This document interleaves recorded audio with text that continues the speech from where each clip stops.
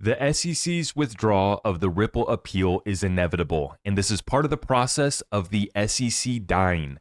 I got direct quotes from former SEC officials on the inevitability of this Ripple case ending, and I thought that it'd be a good day to remind us of this while the markets are coming back down on the news that Trump has announced tariffs of 25% on the EU. We also have the Digital Assets Subcommittee, part of the Senate Banking Committee, that did their hearing today. I was very frustrated listening to that. We got a full market update for you guys here today. I appreciate you for stopping by. Last night's live show, we titled it XRP Relief Rally because we thought, hey, that was the worst of it. We're going to start moving back up now. Well, we got shocked by the news from Trump here today, and the markets are panicking a little bit. So XRP is actually holding out better than most. As I noted, it finished off yesterday green. So I titled last night's live show XRP Relief Rally. We were coming back. Then Trump announces the tariffs today, and XRP does come down slightly, but we're holding 220 right now, and it doesn't look like we are going to go set a new low. So my prediction and my call that the bottom was in, that this $1.70 was the bottom for XRP, is still holding. I'm still going to stick to that, and I do think that we are about to move to the upside, and the upside on XRP takes us to $7 to $10 in the next 60 days. So please lock in there and understand that. As far as Bitcoin goes, it's ugly. It really is bad what just took place, breaking through the support at 87,000, going all the way down here to 82,000 here today for Bitcoin, not looking good. Ethereum also looking very weak. Very weak. The one thing that we can note is that Ethereum didn't set a new lower low, so it is holding up there compared to Bitcoin. Not as ugly, but these are definitely been laggers, that's for sure. A lot of these assets that we like, though, going on sale right now. XLM down to 28 cents. XDC, actually, wow, what happened with XDC today that made it bounce? That's very interesting, bouncing up to 9 cents today. I hadn't noticed that. So I was out of the office here for the first half of today, back in here, getting dialed in, and I'm seeing that some of these actually did pop back up. That's interesting for XDC. But the big one that dropped today was Trump announcing 25% tariffs on the EU. This is what spooked the markets and brought us back down here today. So we're finishing the February flush out. Although I thought that maybe we were done for the most part, here we go. We get this news today, bringing down the overall markets back down. But I do still think that the low is in for XRP, and the recovery will begin here shortly. Now, the main concern here, folks are getting upset about this trade war, and we were supposed to get a Bitcoin strategic reserve, and now we got Bitcoin dropping back down to basically back to where it was at almost at the election, right? And for me, I knew that we were going to have to go through some pain as we restructure, reset, revalue, all of these things. On the other side of this, though, if we get these deals, if we get these promises that have been made, if we get those to be kept, we're going to be in great standing, and we're going to boom like never before. I know on dark days, the last few weeks here of market manipulation and the coordinated chaos, I broke it all down for you guys yesterday. This is not natural. Please understand that.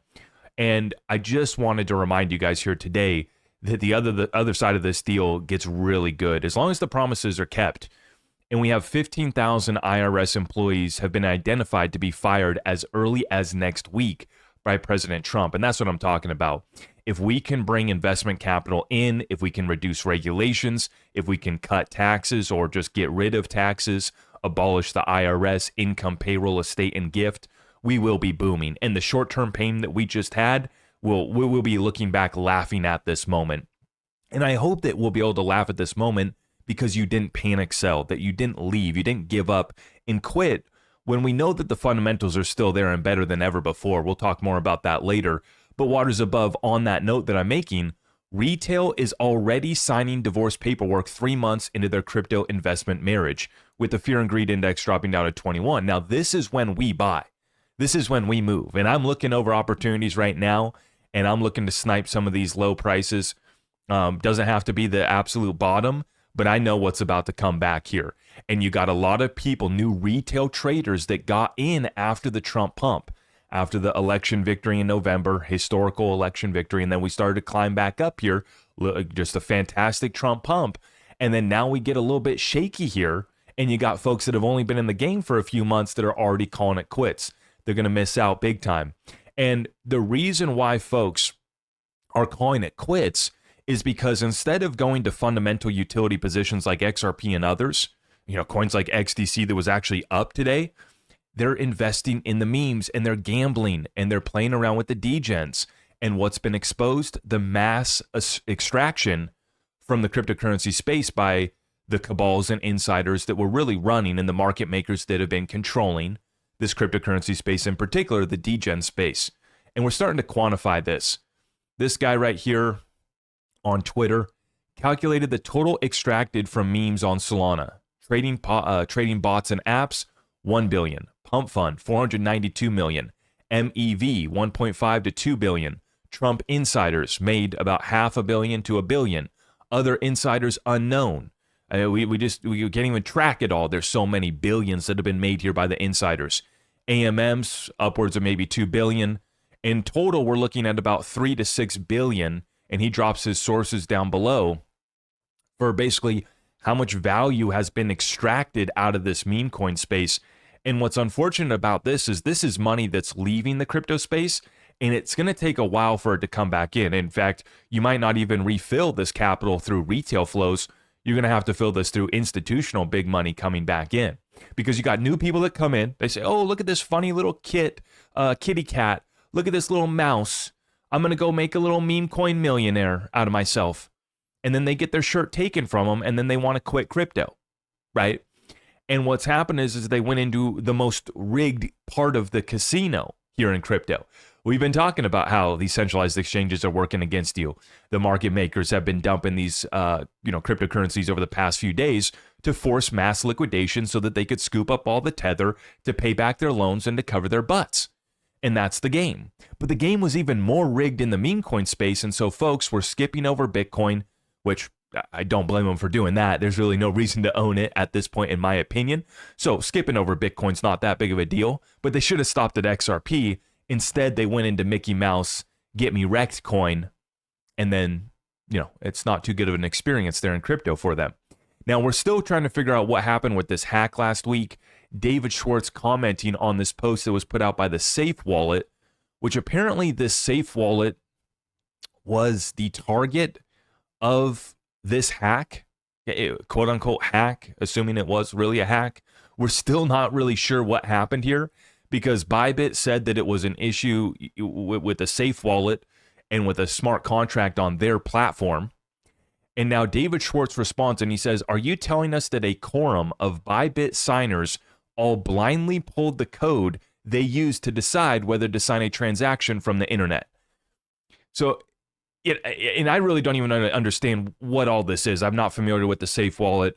I don't know how the smart contracts on Ethereum work. I do know what blind signing is, and that is what happened here. At least that's what the story is. But there's just no way that this can be happening. Once again, this is why, we're trying to bring in institutional adoption, and yet we can't even figure out where $1.4 billion went here in this attack, hack, or maybe it was an inside job. You guys let me know in the comments down below. But speaking of smart contracts, we do get the update here from Pierce this morning. We finished the XRP Ledger EVM testnet ceremony with RippleX, XRPL Commons, and Kintsugi Tech, and integrated Axelar contracts. Everything works fine. We will have the XRP Ledger EVM testnet public and live next week. Stay tuned.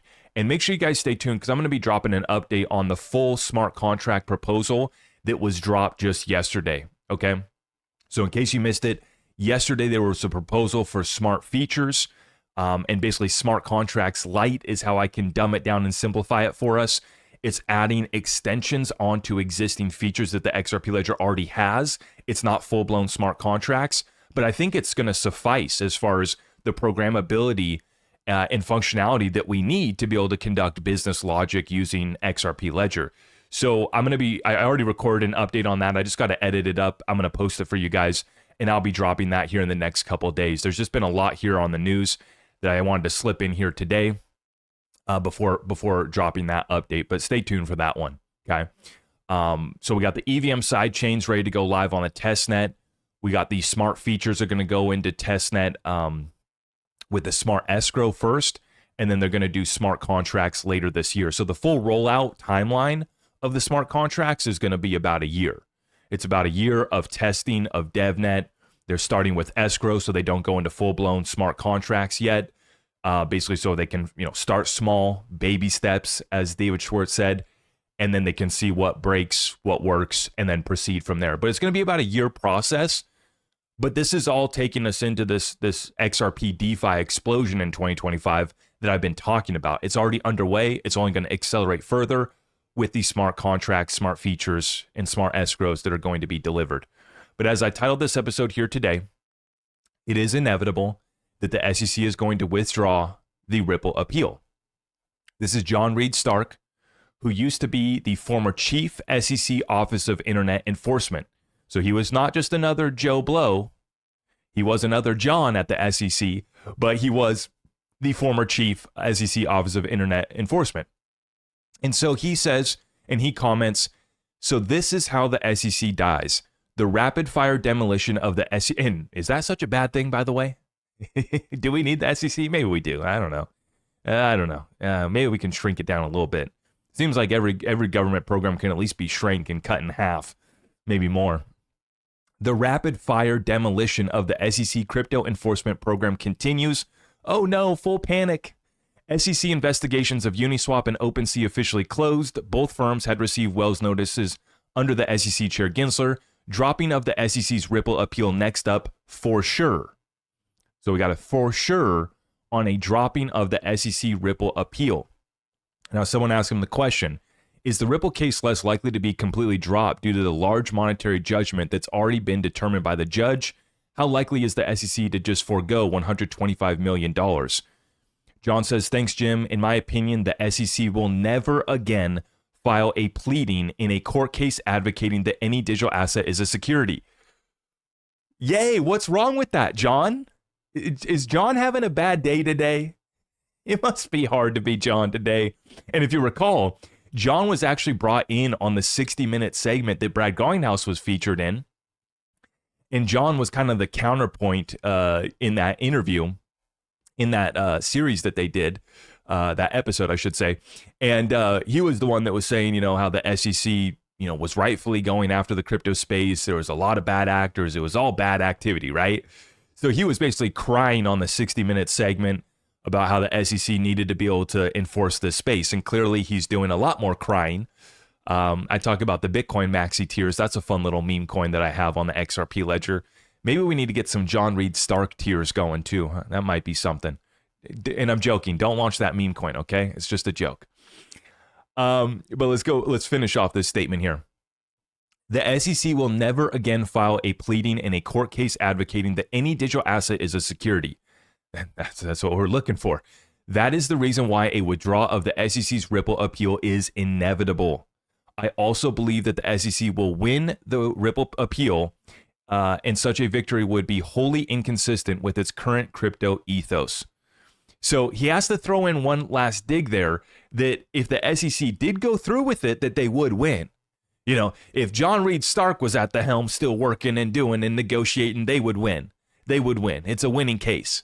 But because they want to go, towards crypto, what an idea, what a concept. We'd like to actually help the innovators and entrepreneurs and capitalists in our country. What an idea.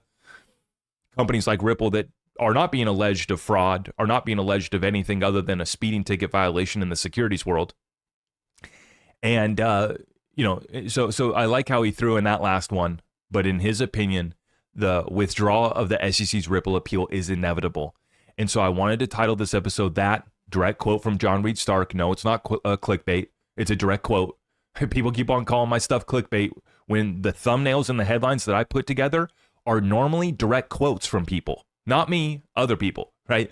So no, it's not clickbait. It's a direct quote from a former chief SEC Office of Internet Enforcement saying that the SEC withdrawal of the Ripple appeal is inevitable. On a dark day like today, hopefully you're not having as bad of a day as John Reed Stark, who's crying about the SEC giving up so many cases. But I wanted to remind everybody that the outlook is still bright. Our future is inevitable. XRP will be set free. Ripple will be in the clear, working hand in hand with this administration on restoring and continuing the reserve currency status of the US dollar through the Ripple stablecoin. And then the fundamentals just can't get better for XRP. We're now adding smart contracts throughout the course of this year. Our DeFi is going to explode. And this really presents the case and readies us for institutional DeFi coming in. Not just us playing around with our meme coins on the XRP ledger, but institutions tokenizing real world assets and bringing a whole lot of liquidity to the XRP ledger. So I hope that you enjoyed this reminder. If you like our content, please make sure you are tapping it, smacking it, sharing it out far and wide. All of our community resources are available at zachrector.com, and I will see you guys in the next update. God bless you all. I am your host, Zach Rector. I really appreciate all of the love and support. If you want to support the channel, just remember that you can start by smashing that thumbs up for me, sharing this content far and wide, and everything else is at my website.